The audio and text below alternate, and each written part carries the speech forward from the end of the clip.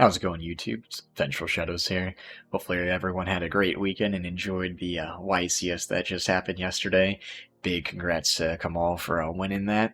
And honestly, I wish I would have saw the B Trooper deck be able to get into the second place there, but it's honestly understandable. So we had a Bird Up versus Sword Soul for the final round, and Bird Up ended up coming through with the clutch, winning it. So it was actually very exciting, and overall I want to go over a few cards that were notable mentions at the tournament yesterday that were either game breaking or just big turnarounds overall. So let's go ahead and get right into it, okay?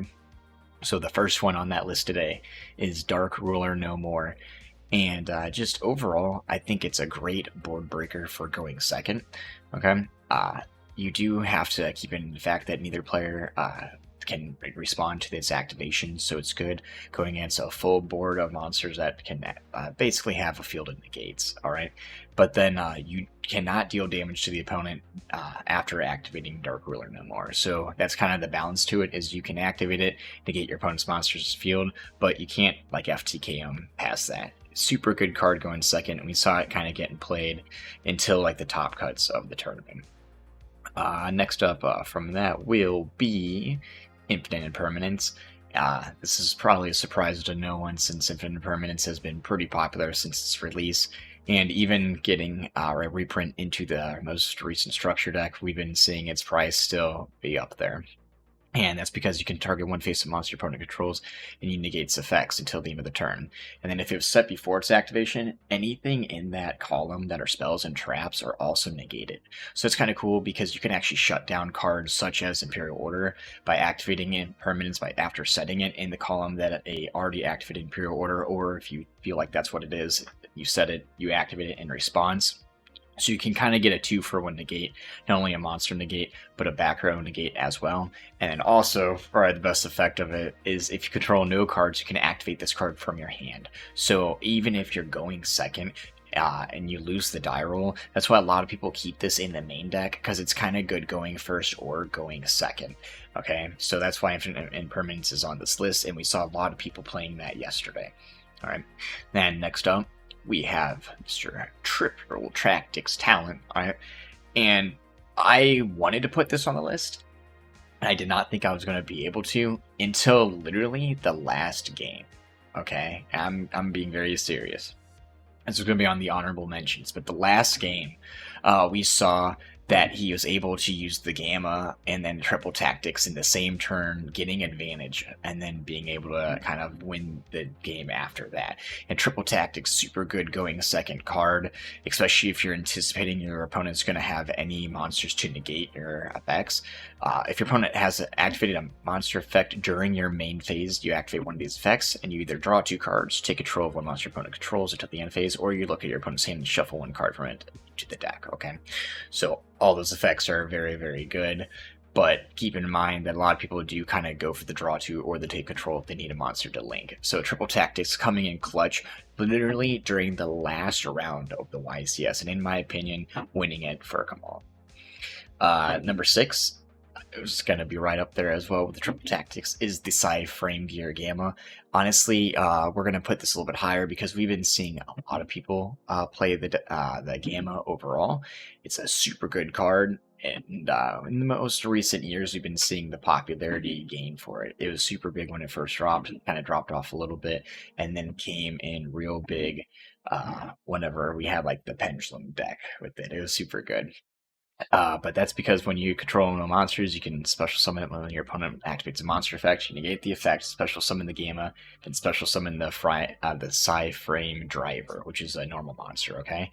And keep in mind, if you're going first and you play a spell card such as Pot of Desires and your opponent ashes it, you can activate Gamma in response to the ash, summoning the Gamma, summoning the driver, and that's 2 monsters right there you can link off of or make plays off of, okay? So that's why Gamma is super insane and very much valued over things such as Effect Failure, okay? So keep in mind, Gamma, just extremely strong card, and we saw that played a lot going into the YCS. Alright, number 5, Mystic Mine. Alright, I love Mine, and I have a video, you guys should check it out. I very much think a Mystic Mine is healthy for the game. A lot of people were very angry about it. A lot of people in the chat were very angry about it. And essentially, you just had mine freezing up the game for a while. And I think, once again, that's nothing new. That's all mine does. It freezes up a game. I'm always going to defend it. You're never going to have mine 100% in the meta, because at that point, people are just going to side out the mine or just not main it, because that's the optimal play at that point. You just can't be the aggressor with the mine, okay? Until it's time to be the aggressor. So mine's fine, but we're just going to keep going. So Mystic Mine, huge overall. During the YCS, and we definitely saw it win some games and slow some games down. Alright, number 4 on this list is Nibiru, and it's one hell of a card. I myself, I never find the decks, maybe I'm playing like the off decks, but I don't ever find myself siding into Nibiru as much. But I see why people do it, and even if it's not to like totally wreck the opponent's board, making your opponent play around a Nibiru hand is pretty dangerous on its own, okay? Because sometimes they can't make the plays that are most optimal for their combos, because if they get hit by the Nibiru with the hand they have been given, they're going to have a broken like end phase, okay? So Nibiru is, even if it's just a mental shocker for the opponent, or like a mental wall that they have to like get around, Nibiru is very big right now and played in a bunch of decks, and a bunch of decks are like pretty much shut down by it. I think a bird up can kind of go around it if it has enough in the opening hand, but overall, I think Nibiru is a good shutdown right now during this format. We saw that a lot yesterday. After that is the Arc Nemesis Protos, and could probably be higher up than number 3. I'll be honest, anytime I saw a Sword Soul player drop it, the game did end. I didn't think this, like, I made a ban list video probably like a week or 2 ago.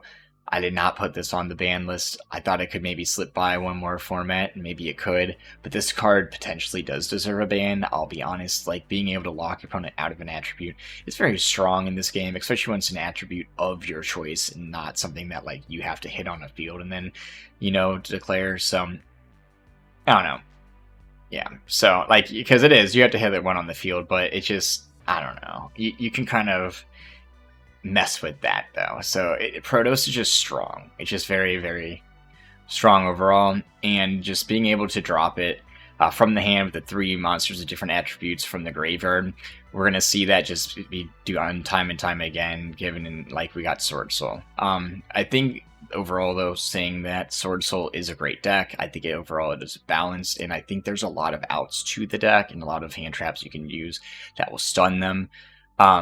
But then, like I said, whenever you saw Protos get to the board, it was pretty rough. And then a lot, aside from that, 3,000 defense is very strong. So it's hard to get around the Protos, and then he will continually just keep blocking the monsters out from the summoning. So it's a good card. Number 2 on the list is that Ash Blossom. All right, and for a while we kind of saw like format or 2 break from Ash Blossom. We even saw like Ghost Spell kind of get played a little bit more. Drone Lockbird was kind of a good option too for a while, because for certain decks that just keep adding cards from the deck to the hand, just Ash Blossoming 1 card isn't going to be enough. You can't even do 2 Ash Blossoms, but 1 Drone Lockbird, that'll shut that down. I think we're seeing the format shift back into adding the very ace cards from the deck to the hand, even with cards like such as Small World being played to add that specific card to the hand. Ash Blossom being played to stop that is going to be optimal, and that is why we saw yesterday at the YCS Ash Blossom get played heavily. Okay, and last but not least on this list, it is Artifact Lancia, and I think we have just grown in our love for Lancia. When it started off as a common, then eventually getting printed for a holographic, and now it's everywhere, okay? Lancia, old school card that whenever you can basically tribute it from your hand or face up on the field, and then your player can banish cards, okay?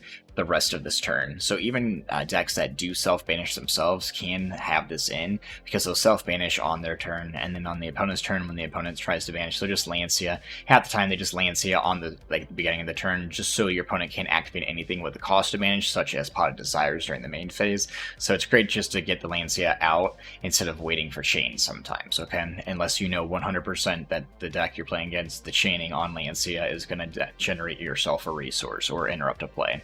But Lancia, when we saw it get played in the YCS yesterday, it definitely shut down decks and overall, I think, won the game for the player who was using Lancia. Especially against like Sword Soul, you stopped their Protos play and some of the combos from other decks from going off. And overall, even if you like know you're going second, it's even more clutch then, so you know your opponent cannot set up. Okay, so Lancia, I think, takes the crown for cards that were used yesterday, all right? And then I just want to always give some notable mentions. Big one is Imperial Order. We almost had a repeat of last YCS because the round 1 of the last match, Imperial Order won the game, okay? Like, just flipped up order, game was over, and we were very glad we didn't see a repeat of last YCS. And as we all kind of assume, Imperial Order, that might be the last time we'll be seeing it, hopefully, in one of our North American YCSs, okay? So then we got Forbidden Droplets getting played a bunch in some of the meta decks. In the top cut, I'm not too sure if they were doing some of the droplets or not. I didn't see them played as heavily in like the super top cuts, but especially early on, you know, seeing droplets get chained off of a draw card to stop an opponent's monster negating is very heavy right now. And we just see droplets maintaining a spot in the format as well as Chalice. And then I just wanted to give shout out to Pot of Desires. We did see Pot of Desires putting in a lot of work since Prosperity's release. Even Extravagance has kind of like seen a bunch of play. Prosperity has seen a ton of play. But Pot of Desires, I feel like, is a card that we're going to be seeing go back into people's builds since you don't have to mess with your extra deck. And a lot of decks can kind of play multiples of cards in like 3-ofs or stuff like that, where the 10 won't actually hurt as much, or it won't hit any combo pieces out of the deck. So I think we'll just see more people playing that as of lately. So guys, thank you so much for watching. Hopefully everyone enjoyed, and these are just some of the cards we saw in the video or at the YCS, and have yourselves a good night.